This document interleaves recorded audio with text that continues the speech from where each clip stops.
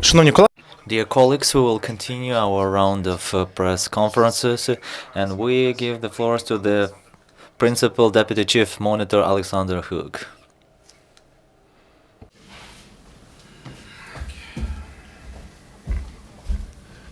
Good afternoon, dear friends. The security situation along the contact line in eastern Ukraine over the past week has deteriorated. Compared with the previous week, there were approximately 40% more ceasefire violations there.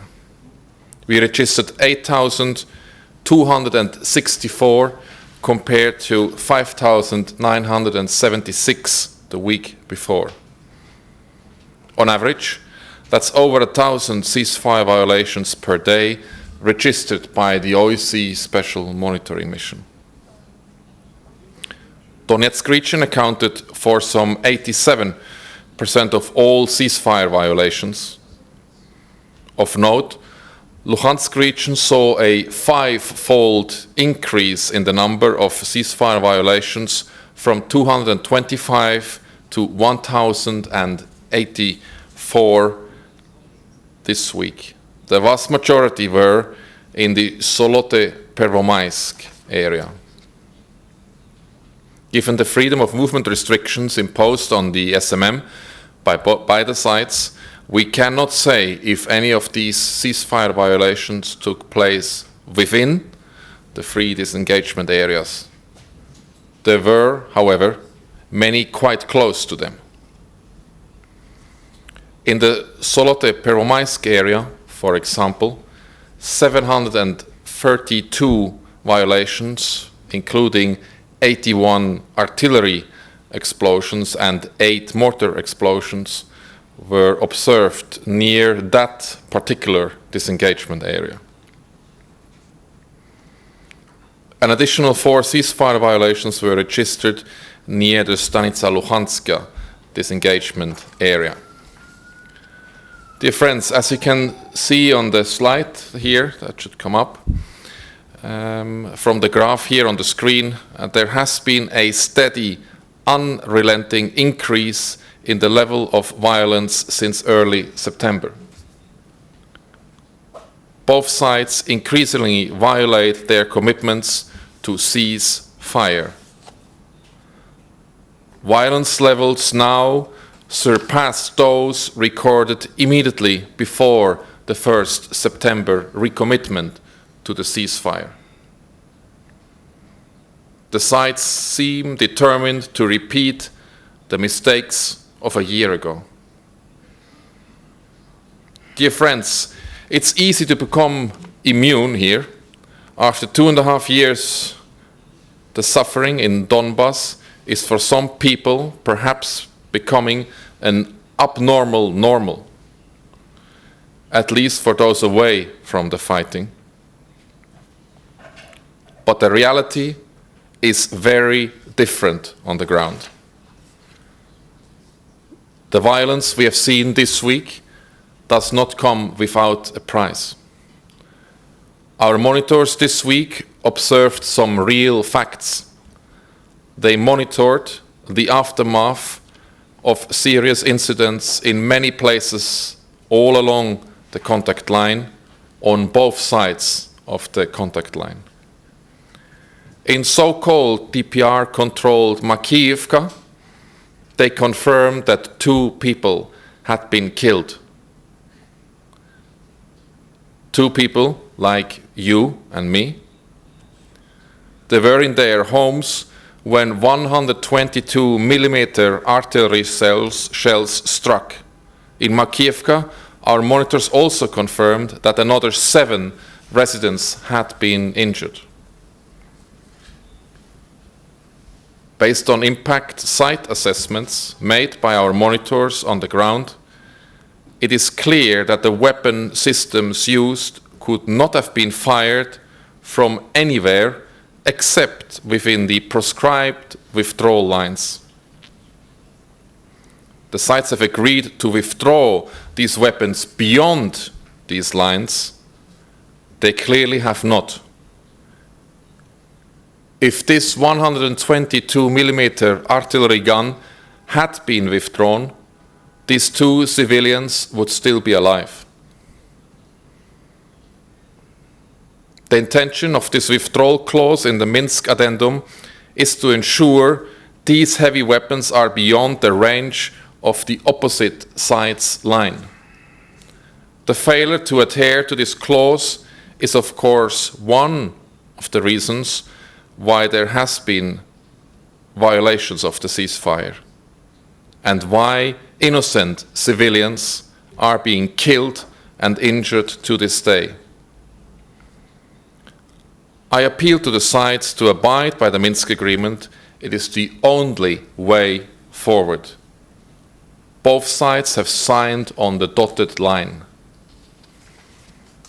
I repeat, if they had withdrawn these weapons, then the 2 victims in Makiivka would still be alive today. And the 6-year-old girl our monitor spoke to, the daughter of one of those killed, would perhaps be playing with her friends. Instead, she's waiting for surgery to fix her jaw, broken by shrapnel in the Makiivka shelling incident. Somebody's child like yours and mine. Dear friends, we are now 2.5 years into this conflict. This is the 3rd winter in which we have seen armed men face off against each other in largely static lines. And in the middle are hundreds of thousands of innocent civilians on both sides. Isn't it time to finally implement the Minsk Accords? We are running out of time. We are again looking at another winter with people living and dying in shell-damaged cold flats and houses in areas stripped of economic, financial and social support systems. There has been a lot of media and political attention this week on Makiivka. Some of it distorted and, quite frankly, amounting to nothing less than misinformation. The reality, however, is that Makiivka is not an isolated case. In government-controlled Popasna, our monitors observed homes that had been burned to the ground as a result of shelling. Civilians there were even shelled while receiving humanitarian aid. Dear friends, instead of distorting reality, I appeal to those in control to recognize reality.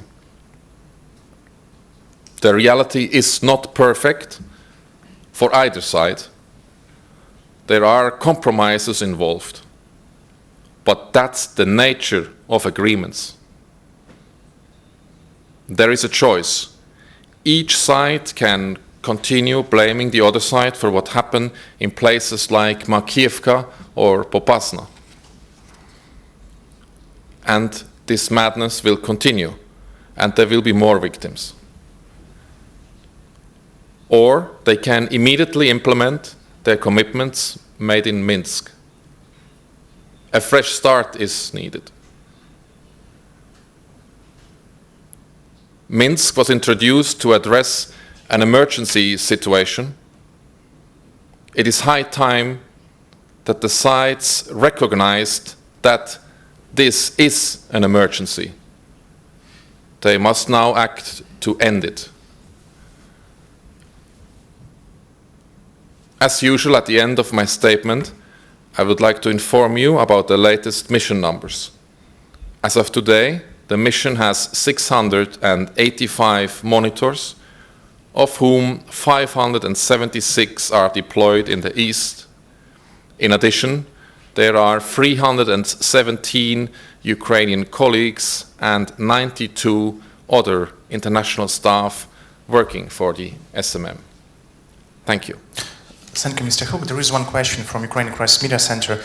We used to hear a lot of reports from you that OSCE drones are continuously shut down. Last week we saw a report from Foreign Policy that OSCE suspended the long drone program 2 months ago. When is it going to go back online, and how damaging is this to the capabilities of the monitoring mission? Thank you. I have to clarify first that we continue to use unmanned aerial vehicles as we speak on a regular basis. We have different types of unmanned aerial vehicles. We operate, at most cases these days, mini UAVs with short range distances. However, we had deployed previously long range UAVs, and at the moment I can confirm that that service is suspended due to ongoing negotiations for a new contract. As with the obstacles put in the way for our monitors, it is the permanent interference, electronically or with surface-to-air missiles, of our technology, including the long-range UAV, that makes our work difficult. All of those impediments that we encounter are visible in our reporting, and we call upon the sides to bring this to an end, to enable the mission to do its work in support of the implementation of the Minsk agreements. Thank you, Mr. Hook. Do we have some more questions? Yeah, please introduce yourself and ask your question. Austrian television. I want to add with the unmanned vehicles. In fact, we're talking about Schiebel drones and unmanned vehicles which was used. How difficult it will be to find new such sophisticated unmanned vehicles, also because of the procedure, because as I was informed, these drones have a price from approximately €2 million. So if some drone or one is shot down, then it is a damage, also a huge damage concerning financial losses, not only surveillance. So how big will be the problem to get again such a kind of technical equipment? This is very important for controlling the whole area. This would be my first question. First of all, it's important to mention that the SMM is not controlling. We are monitoring, and that we do best. That we do best with our ground patrols, because they see most credible the reality best on the ground. Now, where they have no access, it is true that technology can help, and the unmanned aerial vehicles, the UAVs, are one of those items that can be of help. I would not go to speculation now to say how much time this will take. These are contractual negotiations of which the details I cannot elaborate here in public. Second question, if you account the territory of so-called DNR and LNR for 100%, of how much percentage of territory of this not under control of Kiev you have no access? Mm-hmm. Can you evaluate? Can you think about how many percentage of this whole territory you cannot monitor? Again, first, the mandate of the mission extends to all of Ukraine, including the areas currently not under its control. Second, there are areas where we are hindered one day, but the next day we do have access. So there are no areas that are permanently excluded out of reach to us, but there are areas, especially where kinetic activity is present, fighting is present, or where there is suspected or known accumulation of hardware. There, especially near the contact line, access becomes difficult, unpredictable, and their access differs from day to day. But there is no declared area by the sites where we have no explicit access at all times. So it depends on a day-to-day undertaking, and this is also the reason why we report these impediments at the end of our daily reports where we encounter these difficulties. One more question. And concerning the border crossing points, which are not under control of Kiev. Is there also situations that some days you have access and some days you do not have access, or can be mainly said to this kind of border crossing points you mostly have no access? I think your first description is probably most accurate. We do have sometimes access, sometimes not. But equally important is that in order to get to these crossing points, we have to travel long distances. We have to pass through multiple non-government controlled checkpoints. And by the time we arrive, everybody knows that we are there or coming there. And even if we do arrive, we often been told to go back 100 meters, 200 meters. So everything we see there is highly controlled and is not truly independent monitoring in terms of the result that we have there. So these factors are very key to take note. They should also be always taken into account when reading our reports, as they are also reflected there. Thank you, Mr. Hug. At this point, the press conference is finished. Thank you for coming and looking forward to seeing you here next week. Okay. Thank you. Шановні колеги, наступна подія о 14-й годині.